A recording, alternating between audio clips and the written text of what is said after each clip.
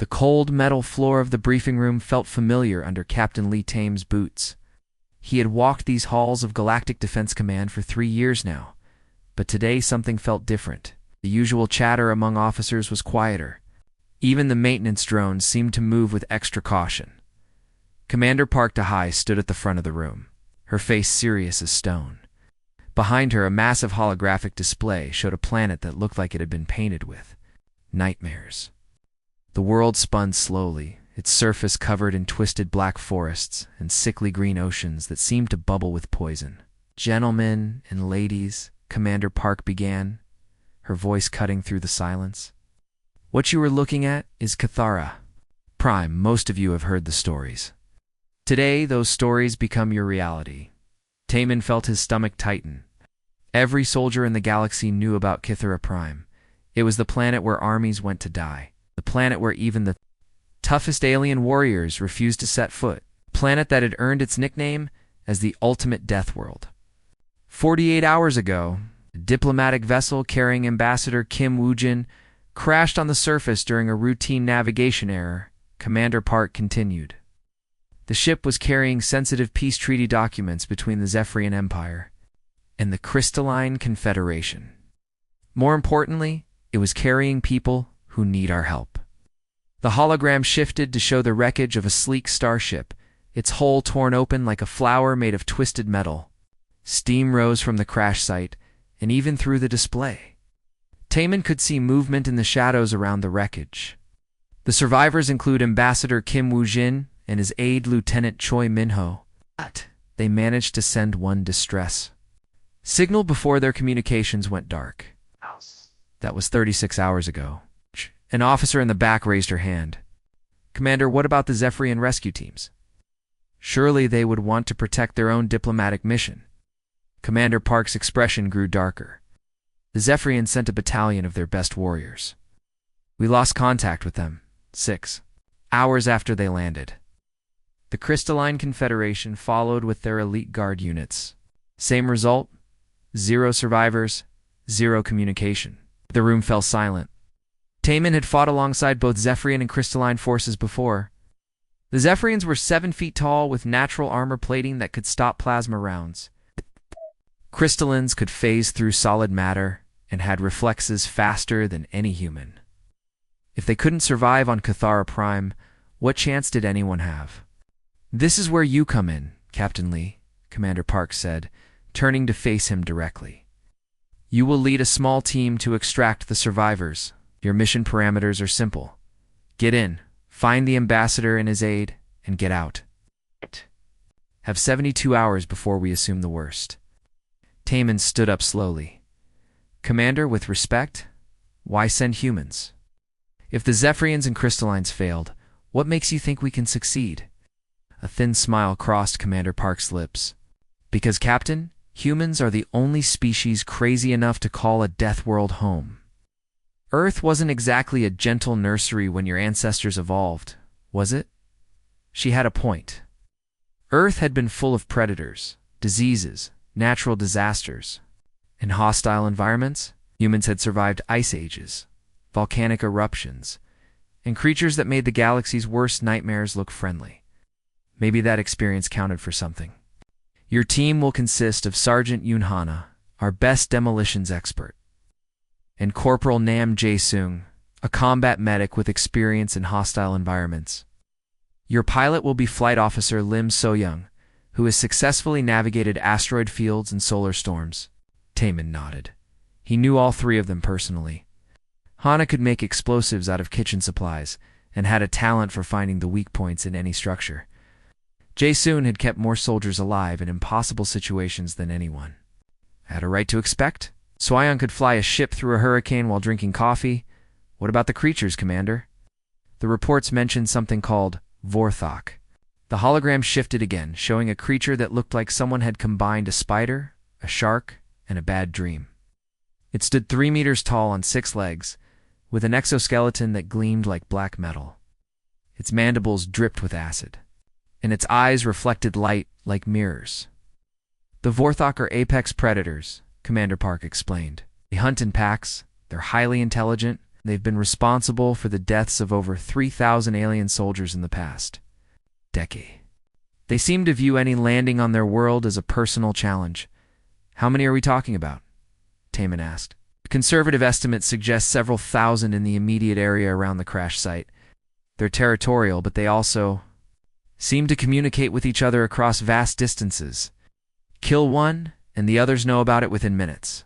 Taman studied the creature on the display. It was certainly impressive, but he had seen worse. Earth's oceans had produced creatures just as dangerous, and humans had learned to deal with them. The key was understanding their behavior, finding their weaknesses, and using intelligence instead of brute force. What's our insertion method? He asked. Drop pod insertion from high orbit. You'll have full atmospheric entry gear and enough supplies for a week. Your extraction point is here. She pointed to a clearing roughly 10 kilometers from the crash site. A stealth ship will be waiting at exactly 72 hours.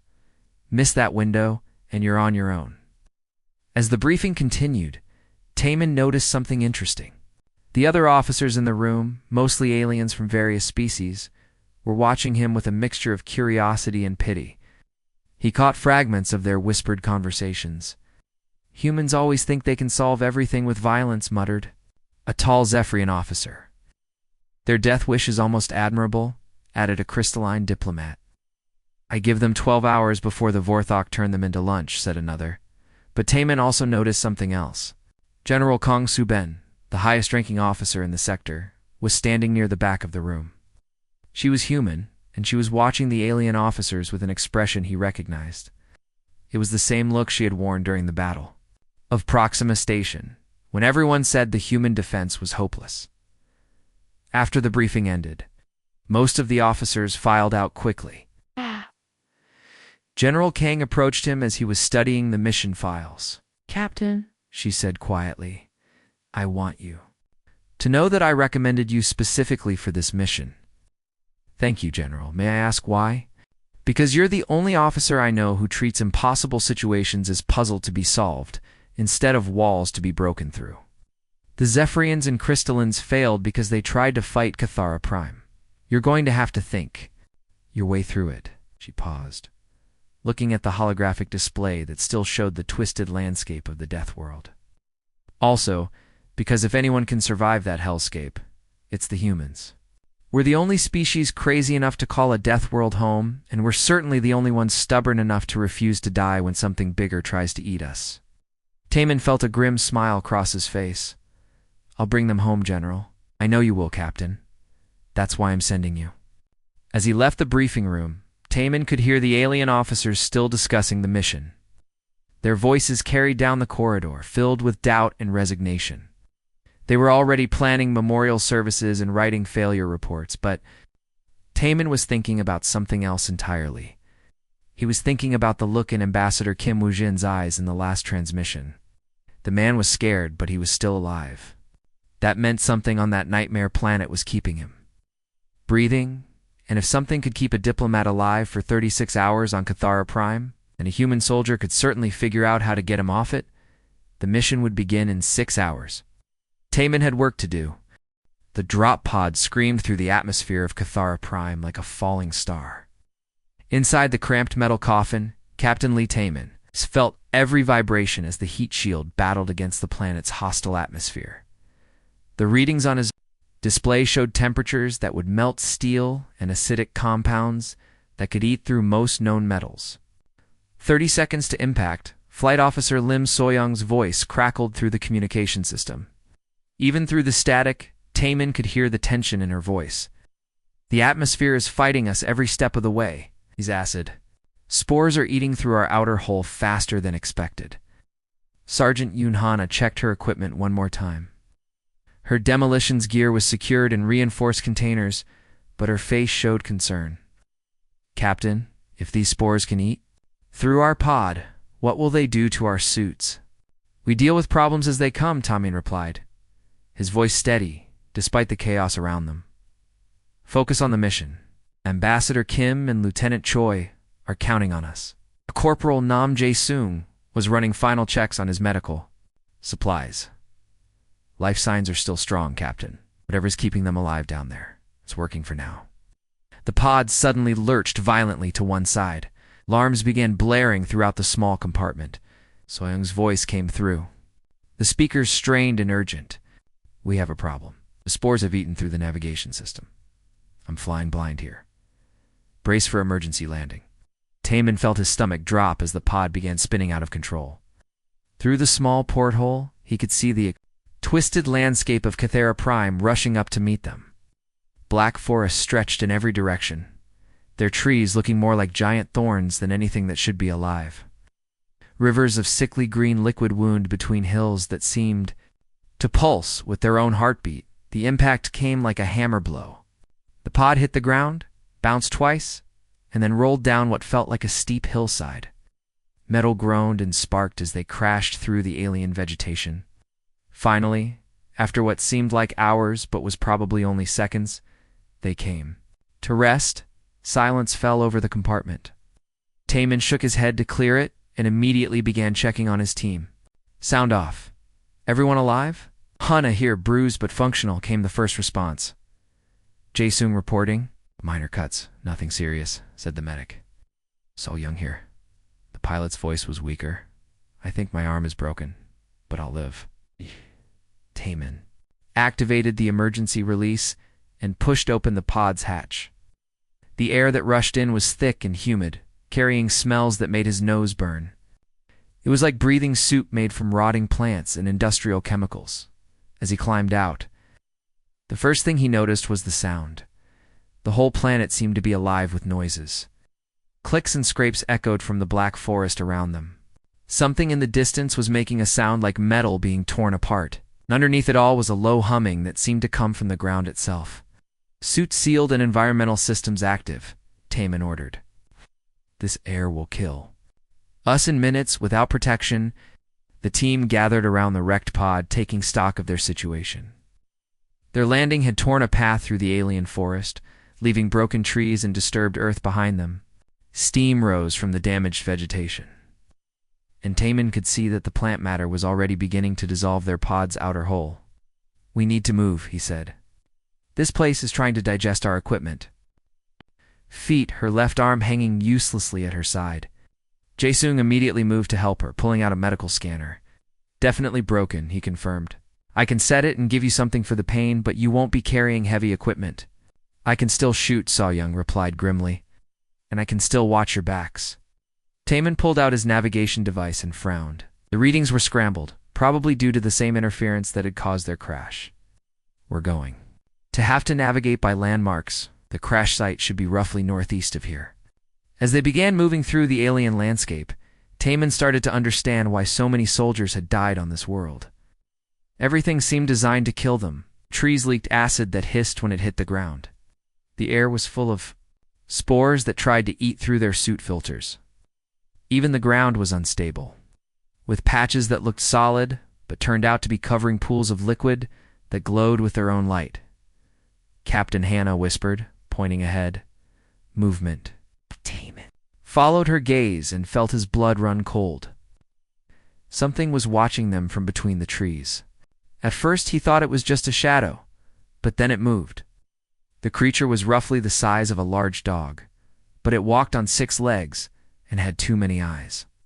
Its skin seemed to shift colors like oil on water. Scout, he breathed. The Vorthok use smaller creatures to track prey. The scout creature tilted its head, studying them with alien intelligence. Then it opened its mouth and made a sound like breaking glass. The sound echoed through the forest and was answered by similar calls. From all directions. They know we're here, Jae-sung said quietly. They knew we were here the moment we landed, Taman replied. The question is what they're planning to do about it. As if in answer to his question, the forest around them began to move. Shadows shifted between the trees and the clicking sounds grew louder. The scout creature backed away, but its eyes never left them. They're surrounding us, Hana observed, her hand moving to her weapon. Taman said, studying the patterns of movement. They're hurting us. Look at the gaps in their formation. They're leaving us a path. A path to where? So-young asked.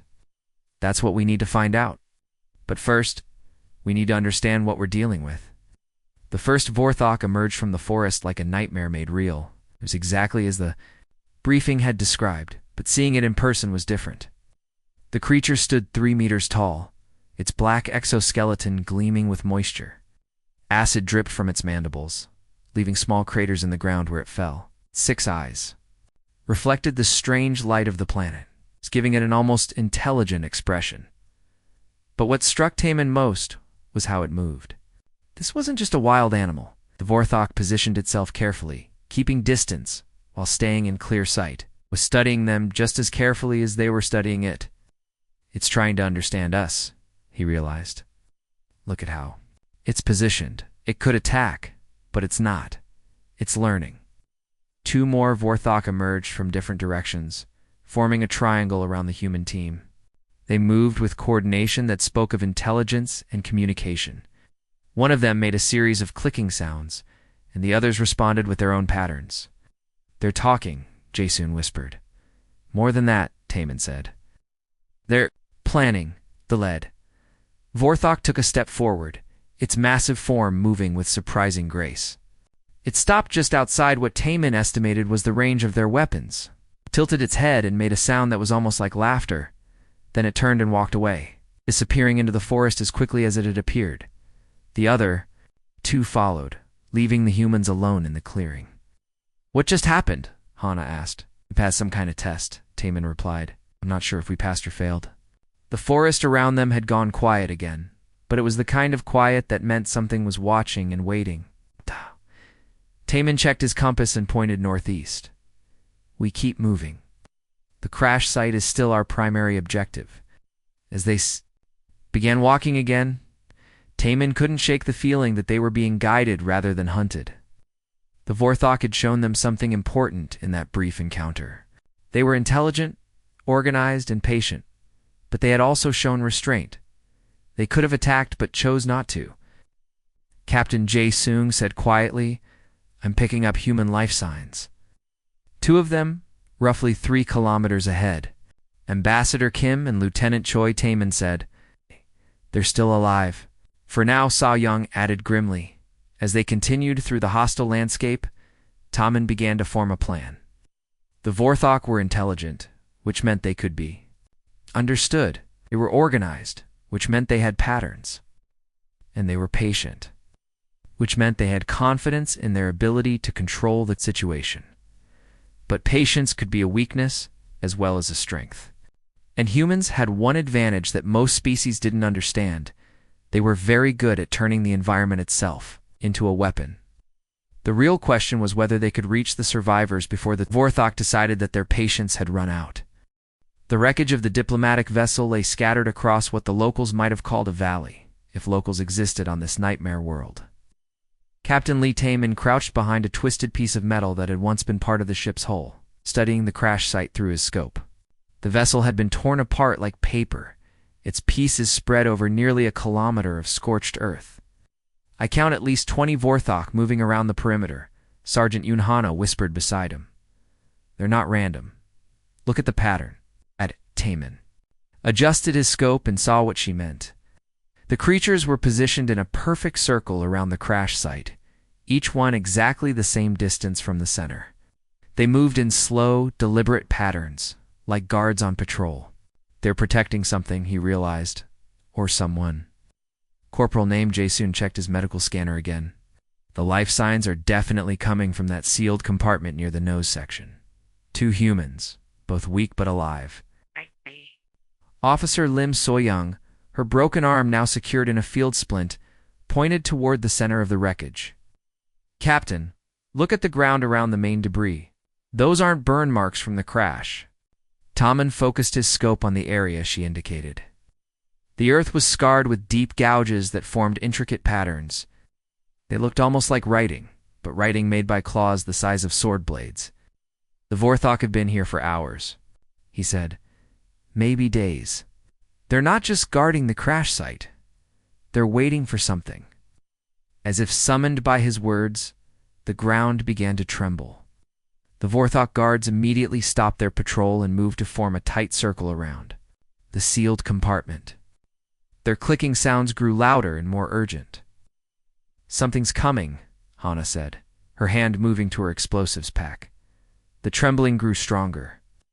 Trees in the distance began to sway, and the acidic pools scattered around the valley started to bubble more violently.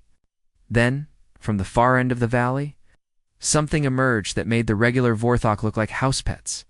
The Alpha Vorthok was massive beyond anything the briefings had prepared them for. It stood nearly 5 meters tall, its exoskeleton gleaming, like polished obsidian, where the smaller Vorthok had 6 eyes. This creature had dozens, arranged in complex patterns across its head. Its mandibles were the size of small trees, and when it opened its mouth, Taman could see rows of teeth that seemed to go on forever. But what was most disturbing was how it moved. The smaller Vorthok had been graceful in their own alien way, but this creature moved with purpose and intelligence that was almost human. It surveyed the crash site like a general reviewing troops, its many eyes taking in every detail. "Dear Lord," Jaesoon breathed, "that thing is the size of a building." Alpha Vorthok turned its attention to the sealed compartment and made a sound that was unlike anything they had heard before. It was complex, almost musical, with layers of meaning that seemed to vibrate through the air itself. To everyone's shock, a voice answered from inside the compartment, weak and frightened, but unmistakably human. "Please, we are diplomats. Carry no weapons. We mean no harm to your world." It was Ambassador Kim Woo-jin. He was alive, conscious, and apparently trying to negotiate with the creature. The Alpha Vorthok tilted its massive head and responded with another series of complex sounds. This time, Taman could swear he heard fragments of universal standard. Mixed in with the alien clicking, it's trying to communicate, he realized. It understands what the ambassador is saying. "Can we use that?" Soyoung asked. Before Taman could answer, the Alpha Vorthok turned its attention toward their hiding spot. Several of its eyes focused directly on their position, and it made a sound that could only be described as laughter. "I believe it has been aware of our presence for some time," it said in heavily accented but clear universal standard. "Human soldiers, the stories of your kind have reached even this remote world." The team exchanged shocked glances. The creature could speak their language. "You have come to rescue your people," the Alpha continued. "This is predictable. Your species is known for its inability to abandon others, even when wisdom suggests retreat." Taman made a decision that would have horrified his commanding officers. He stood up and walked into the open, his weapon lowered but ready. "We're here to take our people home," he said clearly. "Release them, and we'll leave your world in peace." The Alpha Vorthok's laughter filled the valley. The sound was like breaking glass mixed with thunder. "Peace," it repeated. "Your species speaks of peace while carrying weapons that could level mountains. You intrude on our world, disturb our hunting grounds, and then speak of peace." "We didn't choose to come here," Taman replied. "Our ship crashed. We only want to leave." "Ah, but you see, that is where you are wrong." The Alpha moved closer, its massive form casting a shadow over the entire crash site. "Your people have been coming to our world for years. Scientists, soldiers, explorers. They come seeking to understand us, to study us, to find ways to defeat us." Taman felt his heart sink. If the creature was telling the truth, then this wasn't just about a diplomatic accident. This was about a much larger conflict. "The Zephyrians and crystallines who came before you," the Alpha continued, "they thought they could simply overpower us. They brought weapons and armor and the arrogance of superior technology. We showed them the folly of their assumptions." "What do you want?" Taman asked. "What I want," the Alpha said, "is to understand why humans are different. Your kind has survived on a world almost as hostile as ours. You have fought wars against creatures that would terrify most species. Ow. You have turned disadvantage into advantage so many times that it has become your defining characteristic." The creature moved even closer, and Taman could smell the acid on its breath. "So I propose a test," the Alpha said. "You wish to rescue your people. I wish to understand what makes humans so dangerous. Fight me, human soldier. Not with your weapons, not with your technology, but with your mind and your courage. If you can defeat me, your people go free. If you cannot, They become part of our collection. And if I refuse, Tamin asked, then they die now, and you follow shortly after. Hana stepped forward, her explosives pack in her hands. Captain, we can take this thing. I've got enough charges to bring down half the valley. But Tamin was studying the Alpha Vorthok's positioning, the way it held itself, the patterns of its movement. He was beginning to understand something important. No, he said quietly. This isn't about firepower. It's about proving something. The Alpha Vorthok's many eyes seemed to gleam with approval. You begin to understand. Your weapons are impressive. But they are not what makes you dangerous. It is your mind that your enemies fear. All right, Tamin said, removing his weapon and setting it on the ground. But when I win, you let all of us go. My team, the ambassador, and Lieutenant Choi. When you win, the Alpha's laughter shook the ground. Human confidence is truly remarkable. Very well. When you win, all of your people leave safely. Hana grabbed Tamin's arm. Captain, you can't be serious. Look at the size of that thing. Tamin looked at his team, then at the sealed compartment, where 2 humans were depending on him. Then at the massive creature that had just challenged him to single combat. Sometimes, he said, the only way forward is through. He walked toward the center of the valley, his mind already working on the problem. The Alpha Vorthok was huge, heavily armored, and had the home field advantage. But it was also intelligent, which meant it could be predicted. It was confident, which meant it might be overconfident. It was curious about humans, which meant it might underestimate what a human could do when properly motivated. The Alpha Vorthok followed him, its movements causing small earthquakes with each step. Around the perimeter, the smaller Vorthok had stopped their patrol and were watching intently. Tell me, human, the Alpha said as they faced each other in the center of the valley. Do you have a name? Captain Lee Tamin, he replied. Captain Lee Tamin, the creature repeated, as if tasting the words. I am called the Bone Collector by your kind. Today, I will learn whether human bones are as interesting as human stories. Hana's voice crackled through his cum system. Captain, whatever you're planning, do it fast. I'm reading massive seismic activity all around us. This whole valley is unstable. Tadashmin smiled grimly. Sometimes the best weapon was the one your enemy provided for you. Let's begin, he said. The battle had lasted 3 hours. When it ended, Captain Lee Tamin stood covered in acid burns in his own blood. Looking down at the massive corpse of the creature that had called itself the Bone Collector, the Alpha Vorthok lay still.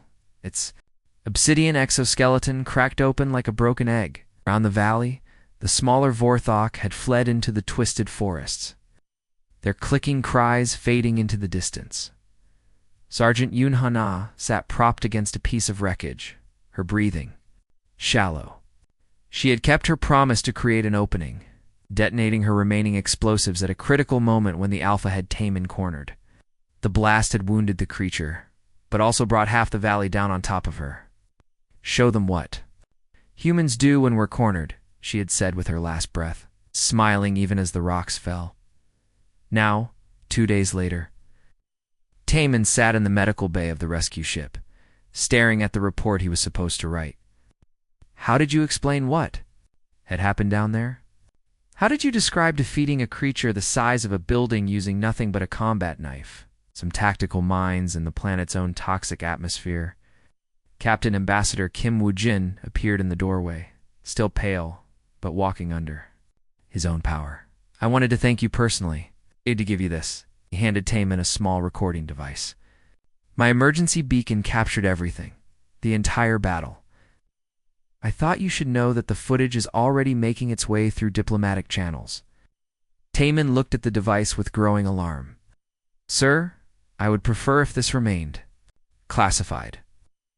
I'm afraid that's no longer possible, Ambassador Kim said gently. The Galactic Council has already seen it, as have military commands across 7 sectors. Captain, what you did down there changed everything.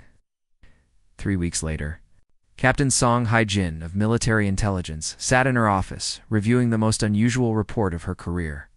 The footage from Cathara Prime had been analyzed by every major military force in the galaxy. The conclusions were disturbing. Her aide, Lieutenant Park Dong-soo, brought her the latest batch of intelligence reports. Ma'am, the psychological impact is spreading faster than we anticipated. Song picked up the first report. It was from the Krelthon warrior caste, the most feared fighters in 3 sectors. The document was brief, but shocking. The Krelthon High Command has issued new deployment orders, she read aloud. No Krelthon forces are to engage human military units under any circumstances. Any sector containing active human patrols is to be marked as restricted territory, Park said. The Krelthon have never retreated from anyone. Their entire culture is built around death before dishonor. Song picked up the next report. This one was even more disturbing. The Nixarian Hivemind has begun developing new tactical protocols. They're calling it the Human Response Matrix. Listen to this. The individual known as Lee Taman has demonstrated capabilities that fall outside established parameters for biological entities. Recommend immediate development of countermeasures for similar encounters. The Hivemind has never acknowledged individual threats before, Park observed. They process everything as statistical probabilities. And now they're treating one human soldier as a statistical impossibility? Song replied. The reports kept coming. The Vardanian Empire had quietly withdrawn 3 battle fleets from sectors near human space. The Crystalline Confederation was requesting detailed psychological profiles of human military commanders. Even the peaceful Altarian Republic was asking for reassurance that humanity had no territorial ambitions in their direction. But the most telling report came from an unexpected source. Colonel Bae Young-ho, Taman's commanding officer, had compiled data on criminal activity in human-controlled space. Pirate raids down 60%, Song read. Smuggling operations reduced by 45%. Black market weapons trading nearly eliminated in sectors 7 through 12. She looked at the intercepted communications that explained why. Pirates and criminals throughout the galaxy were sharing stories about the human soldier who had killed the bone collector of Cathara Prime. The stories grew with each telling, but the fear was real. One intercepted message particularly stood out. It was from a Zalarian crime boss to his lieutenants. Avoid human patrol routes at all costs. If you see human military vessels, retreat immediately. Do not engage. Do not investigate. Do not take contracts in human space. The risk is no longer acceptable. Song leaned back in her chair, trying to process what she was reading. One battle on a distant Deathworld had fundamentally changed how the galaxy viewed humanity. Park said quietly. There's something else. We've been monitoring communications from the Outer Rim. The story of Captain Lee is spreading among civilian populations too. He handed her another report. This one documented something that military intelligence had never seen before. Alien children being told bedtime stories about human soldiers. On the Zephyrian homeworld, parents were telling their young ones about the brave human who scared away the monsters. On crystalline colonies, the story had become a teaching tool about courage and determination. Even among the warlike Krelthon, the tale was being used to demonstrate the importance of understanding your enemy. But the most surprising development came from an unexpected quarter. The Galactic Peacekeeping Force had quietly approached human military command with a proposal. General Subin brought the message to Song personally. They want us to form a joint task force, she explained. Human commanders working with alien forces specifically for hostile environment operations. They want us to be their Deathworld specialists, Song realized. More than that, General Kong said. They want human soldiers to be the ones who go into situations where everyone else has failed. They're asking us to be the galaxy's problem solvers. Song thought about that for a moment. What did we tell them? Would we consider it? But Song, this isn't just about military cooperation. The political implications are enormous. If we accept this role, humanity becomes something new in galactic politics. Become the species that others call when they're out of options. If we refuse, then they'll wonder why. And wondering will eventually turn into suspicion, and suspicion into fear, and fear into hostility. Song nodded slowly. So we either become the galaxy's protectors, or we become their greatest threat. Exactly. Meanwhile, on a training ground 3 sectors away, Captain Lee Taman was teaching a class on hostile environment survival. His students were a mix of human and alien officers, all hanging on his every word. He had no idea that his name had become legendary across the galaxy. He didn't know that alien children said prayers to human soldiers before going to sleep. He was unaware that criminal organizations fled at the mention of human patrols. All he knew was that he had a job too. To train soldiers to survive impossible situations. Prepare them for the worst the galaxy could throw at them. Make sure that when someone was trapped on a Deathworld with monsters at the door, there would be humans ready to come and get them out. Class 1 of his students approached him. It was a young Zephyrian officer named Termalic. Captain the alien said in careful universal standard, "My people have a saying. When the night is darkest and hope seems lost, look for the human soldier. For where humans go, courage follows." Taman looked at the young officer in surprise. "That's a nice saying, but I don't think it's quite accurate. Sir, courage doesn't follow humans," Taman said simply. "Humans follow courage. And courage is something every species can learn." As Termalic walked away thinking about those words, neither he nor Timon realized they were having the exact conversation that would define humanity's relationship, the galaxy for generations to come. The legend was spreading. But more importantly, the truth behind the legend was taking root. Humans weren't invincible or superhuman. They were simply willing to do what needed to be done, regardless of the cost. And in a galaxy full of threats, that willingness was becoming the most valuable resource of all. The colony world of New Pusan had been peaceful for over a decade. Its 3 million settlers had built thriving cities among rolling hills and crystal-clear rivers. Children played in streets lined with Earth-style gardens, while their parents worked in factories that produced everything from farming equipment to advanced computer systems. That peace ended at dawn on a Tuesday morning when the Malachur Dominion arrived. Admiral Quantejo watched the invasion from the bridge of his command ship, still 3 hours away at maximum speed. The enemy fleet was massive, 40 warships surrounding the planet like a steel noose. Dropships were already landing, carrying the feared Malachor Shadow Guard to the surface. "How many of our people are down there?" he asked his communications. "Officer, 2.8 million civilians, sir. Plus about 50,000 colonial defense troops." Admiral Quan felt his stomach tighten. The colonial defense force was made up mostly of former farmers and factory workers. They were brave and determined, but they were not professional soldiers. Against the Shadow Guard, they would not last long. The Malachar Shadow Guard were the elite warriors of an empire that had conquered 17 star systems. Each guard member stood over 2 meters tall, with natural armor plating and forearms that could wield weapons with deadly precision. They had never lost a battle. They had never retreated. They had never shown mercy. "Sir," his tactical officer reported, "we're receiving a transmission from the Malachar flagship." "Put it on screen." The view screen filled with the image of war leader Zekthar, the commander of the Shadow Guard. His face was a mass of scars and combat modifications, and his 4 eyes glowed with cruel intelligence.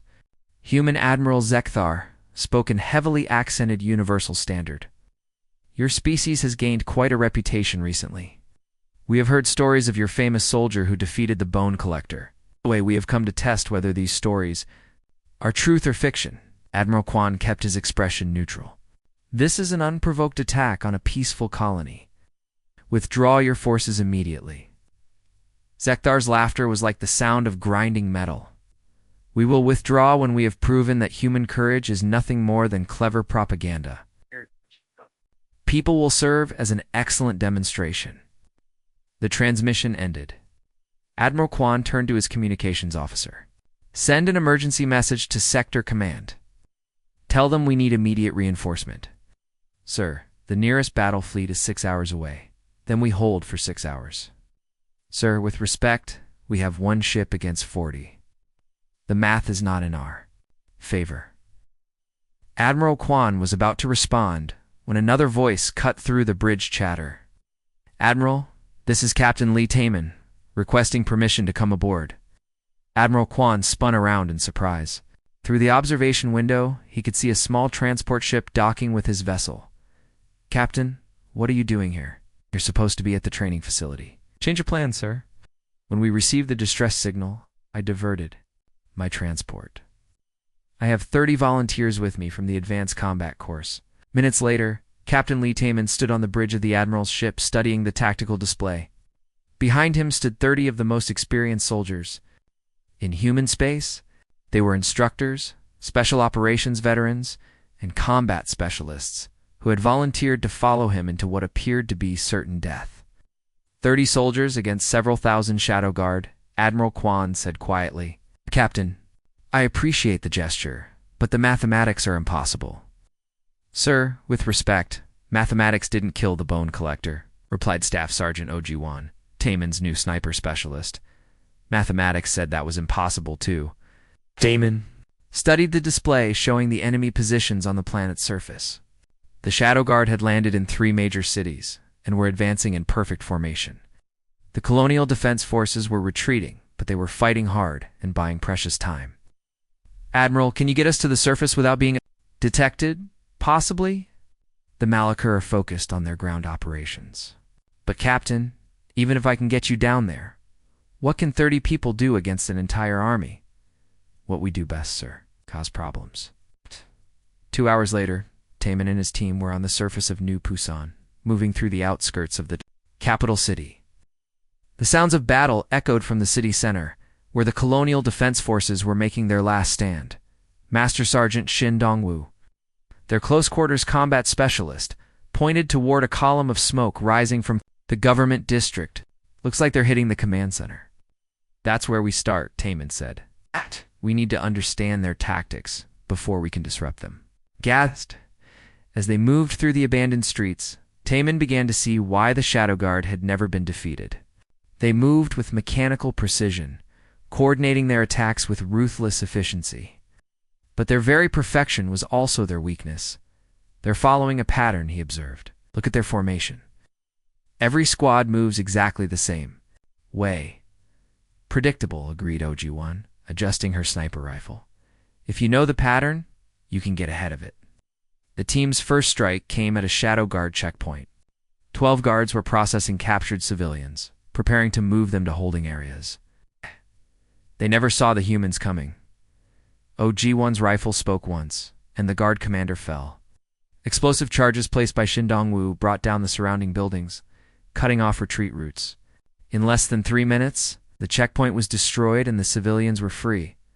But more importantly, the attack had been recorded by the guards. Own equipment and transmitted back to their command structure, war leader Zekthar watched the recording with growing interest. Replay that section, he ordered his tactical officer. The footage showed the human sniper taking an impossible shot through a narrow gap between buildings. It showed the demolitions expert somehow placing charges in locations that should have been impossible to reach, and it showed the human commander coordinating the attack with a precision that matched their own. Interesting, Zekthar mused.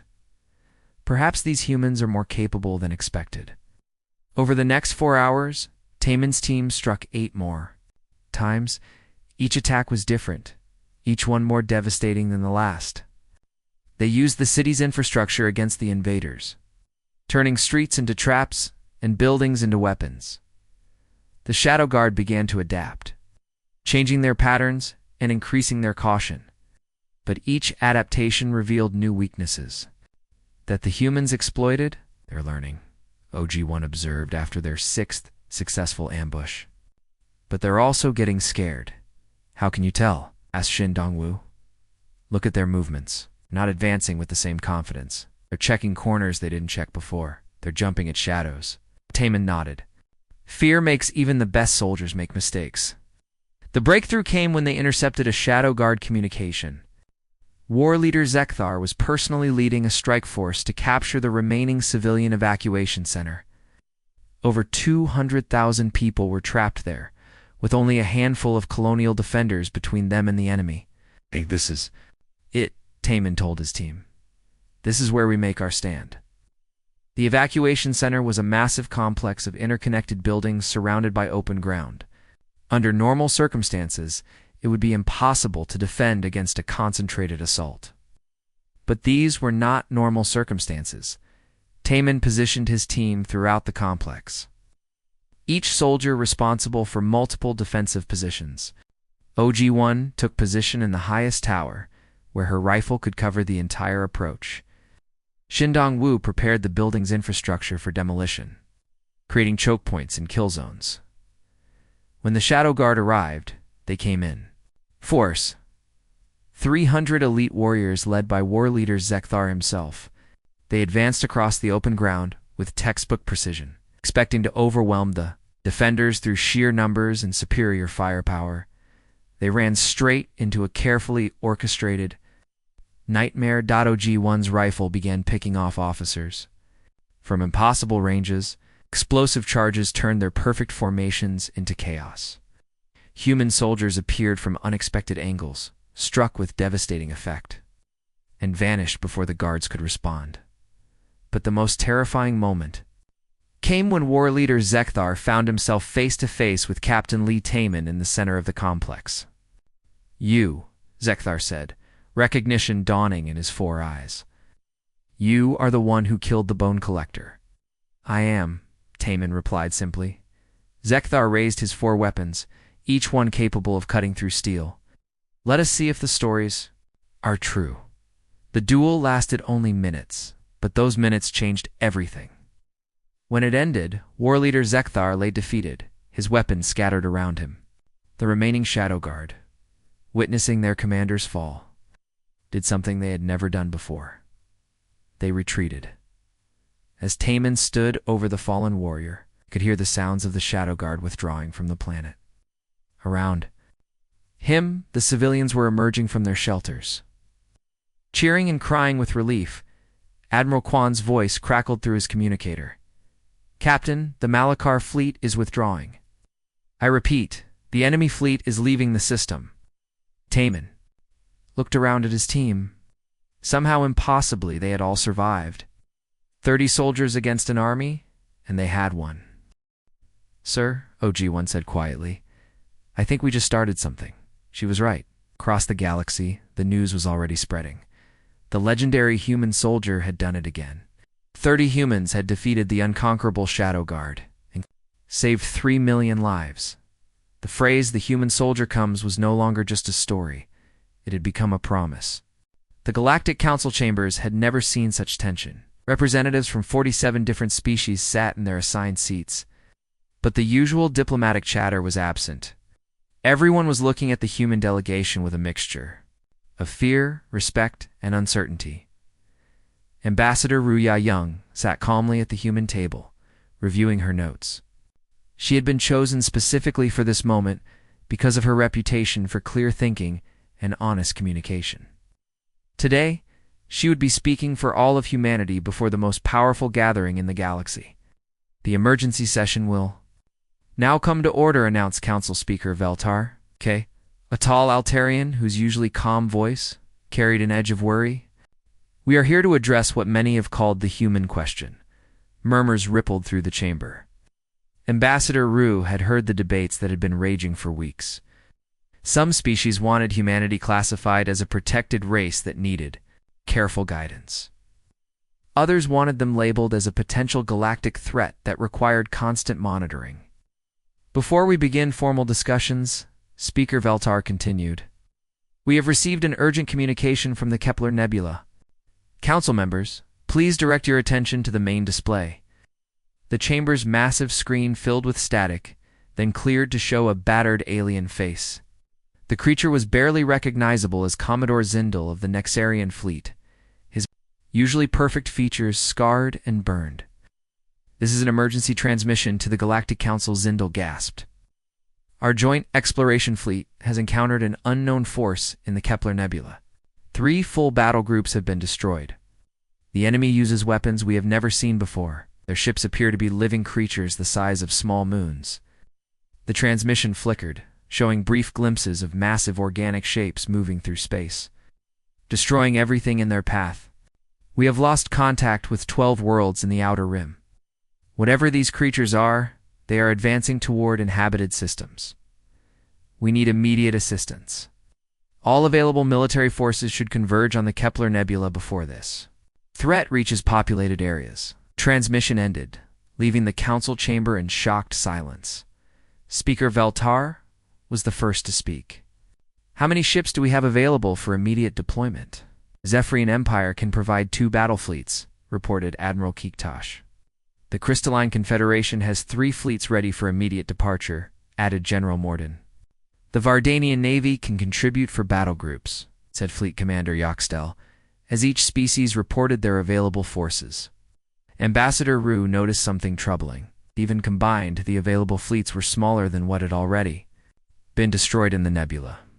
With respect, she said, standing to address the council, based on what we just saw, conventional military force may not be sufficient for this threat. What do you suggest, Ambassador? Speaker Veltar asked. I suggest we consider alternative approaches. Sometimes the biggest threat requires the most unexpected response. Before anyone could reply, another alarm sounded throughout the chamber. A new transmission was coming through, this one from Admiral Quan Tejo of the human fleet. Council members, Admiral Quan's image appeared on the screen. I have taken the liberty of forming a joint task force to investigate the Kepler Nebula situation. The force includes Major Lee Taman and a specialized team of volunteers from multiple species. Ambassador Rue felt her heart skip. Major Lee Taman had been promoted after the new Puzon incident, but she had hoped he would be assigned to safer duties. Apparently, the galaxy had other plans. Admiral Speaker Veltar said, "You do not have council authorization for this mission." With respect, sir, the situation does not allow time for proper authorization procedures. My task force is all ready. En route to the nebula. We will report our findings as soon as possible. The transmission ended, leaving the council members looking at each other with a mixture of admiration and alarm. Typical human response, muttered one of the Zephyrian representatives. Reckless but effective, agreed a crystalline delegate. 6. Hours later, Major Lee Taman stood on the bridge of the exploration vessel New Sol, watching the twisted space of the Kepler Nebula fill the view screen. Beside him stood his expanded team, Lieutenant Colonel Park Min-jin, his new tactical officer, Commander Lee Hin, a specialist in first contact situations, and Admiral Quan Tejo himself, who had insisted on leading the mission personally. Sir, reported the sensor operator, I'm detecting massive energy signatures throughout the nebula. Whatever destroyed those fleets is still here. Is any sign of survivors? Taman asked. Negative, sir. But I am reading some unusual patterns in the energy signatures. They seem almost organic. As they moved deeper into the nebula, the truth became clear. The enemy ships were not ships at all. They were living creatures, each one the size of a city, with tentacles that could crush a battleship and weapons that fired concentrated streams of dark energy. First contact protocol, Admiral Quan ordered. Let's see if we can communicate with them. Commander Lee Hyen activated the Universal Translation System and began broadcasting on all frequencies. Unknown entities, this is the Galactic Council. Vessel New Sol. We come in peace and wish to establish communication. The response was immediate and terrifying. One of the massive creatures turned toward their ship, its multiple eyes focusing on them like searchlights. When it spoke, the words came through the translation system in a voice like grinding stone. Small creatures, you speak of peace while your kind spreads like infection across the galaxy. We are the harvesters. We have come to cleanse. Cleanse what? Commander Lee asked. The galaxy is sick. Too many young races consuming resources without wisdom. Too many conflicts poisoning the void between stars. We remove the sickness so the galaxy can heal. Taman studied the readings from the creature. It was ancient, possibly millions of years old. Its ship body showed signs of countless battles across vast distances of space and time. You're not invaders, he realized. You're gardeners. You prune the galaxy when you think it's getting too crowded. The small creature understands. Your species shows promise, intelligence without excessive aggression, courage without destructive ambition. Perhaps some may be spared. What about the others? The species you've already attacked? They showed only fear and violence. They tried to destroy what they could not understand. This confirmed their unsuitability. Admiral Quan stepped forward. What if we could prove that the galaxy can govern itself? That the younger species can learn wisdom without being destroyed? The creature was silent for a long moment. Then several more of the massive entities appeared around them, their ancient minds clearly communicating with each other. "You propose a test," the first creature finally said. "I propose a demonstration," Admiral Kwan replied. "Give us time to show you what cooperation can accomplish. Let the Galactic Council prove that unity is possible. And if you fail, you continue your harvest. But if we succeed, you leave us to find our own way." The creatures discussed this among themselves, using communications that human technology could barely detect. Finally, their spokesman responded. "You will have one. Solar cycle. Prove that 47 species can work together without destroying each other. Prove that wisdom can grow faster than population. Prove that the galaxy can heal itself. And if we succeed, then we will withdraw to the void between galaxies and wait another 1,000,000 years before returning."